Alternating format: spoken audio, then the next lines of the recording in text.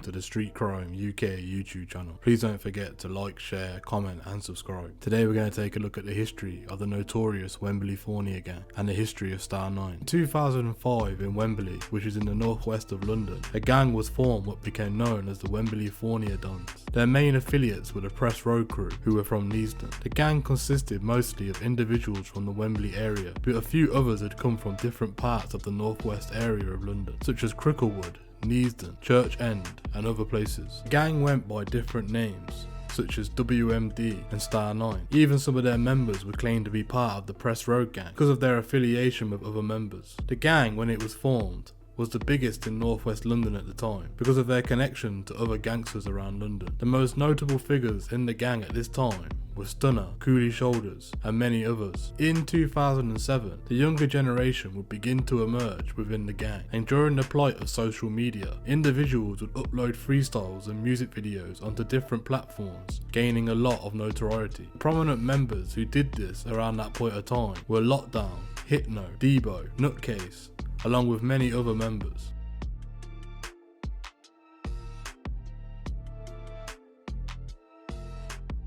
The area of Wembley during the 2000s consisted of various gangs from different parts of northwest London. STA9 was based in both parts of Wembley Central and North Wembley. Other parts of Wembley consisted of other gang fractions such as Chalk Hill and Monk's Park, who both didn't get along with other parts of northwest. These were mostly blood sets. This caused a few notorious gang wars to emerge. Both STA9 and Press Road gangsters would often ride out together and combine their power to face different areas. Monk's Park, Chalk Hill and Hurst Crescent Estate are other areas within Wembley. They would often do a lot of YouTube videos, freestyling about their lifestyles and mopping their rivals taking shots. There were videos of both STA9 and PRS dissing their ops, but they both got taken down. Yo, Hypno, STA9.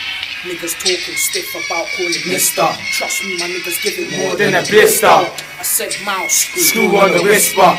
Documentaries, Clark, dump him in the river. 2 weeks later, get found by a fisher. It's reload road, got bitches carrying skins, it might be a sister.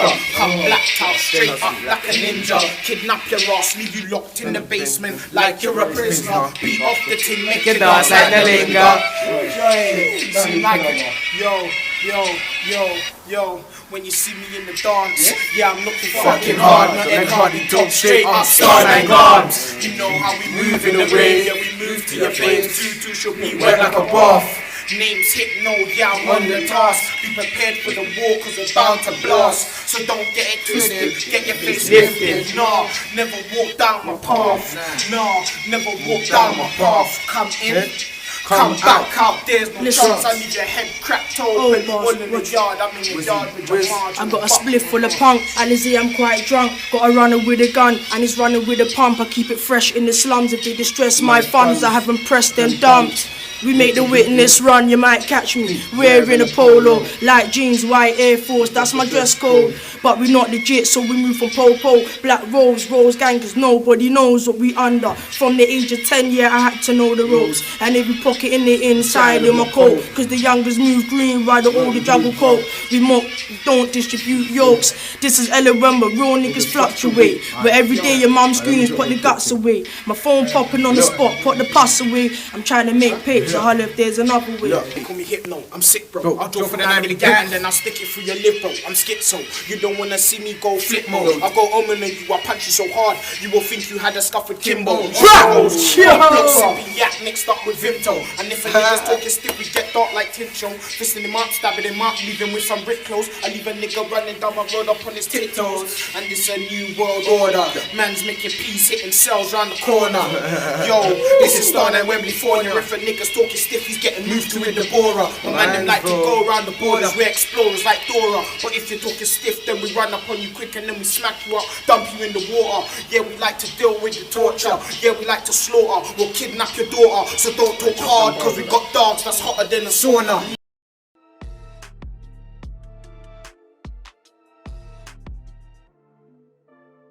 In later years, the gang would start to make music with street anthems from the most notable figures. These included a song from Hypno called the Wembleyfornia Dons, a STA9 featuring PRS called Nasty Season, which has been deleted from YouTube, and Hypno, WFD, Wave Like Hypno.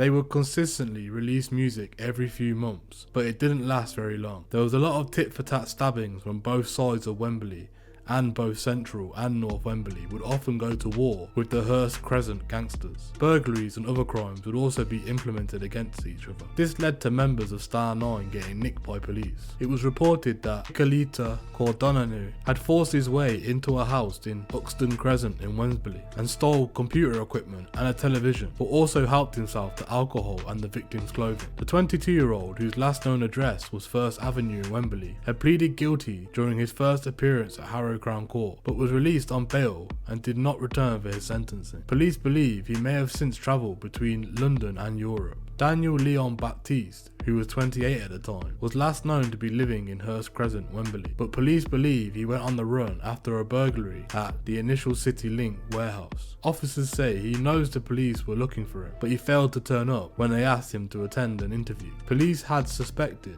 Eon Damien, who was 21, of stealing mobile phones, jewellery and other possessions during burglaries around the border areas between Harrow, Brent and Barnet. He was last known to live in Elms Road in Harrow. And also Amza Dumitrash, who was 29 at the time and had links with Brent and Northamptonshire, was wanted for a burglary in Kingsbury Road in 2009. Chief Superintendent Matthew Gardner, who was at the time the Borough Commando for Brent, said the criminals who violate the privacy for their victims' homes must be punished. Chief Superintendent Gardner said, "My officers are determined to reduce crime and lock up more criminals. There are no hiding places in Brent if you break the law. We will do everything we can to keep burglars and robbers in custody and place them in front of the courts." Detective Inspector Rebecca Reeves of Brent's Priority Crime Unit said, "I want to appeal directly to those men whose photos we have issued and their families and ask them to do the right thing.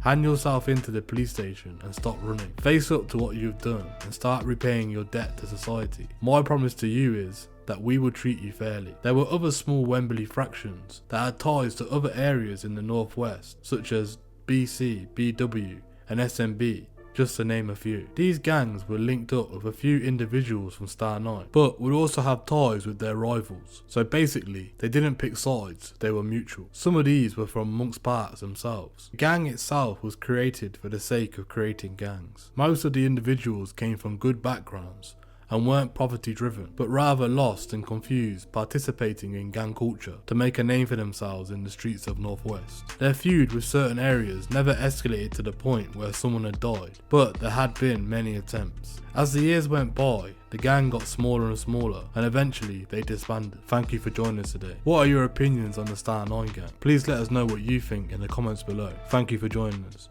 If you enjoyed this content, please don't forget to like and share. And if you're new to the channel and want to see more Street Crime UK content, hit subscribe and press that bell so you can join us on the next video. Thank you for joining us, and until next time, stay safe.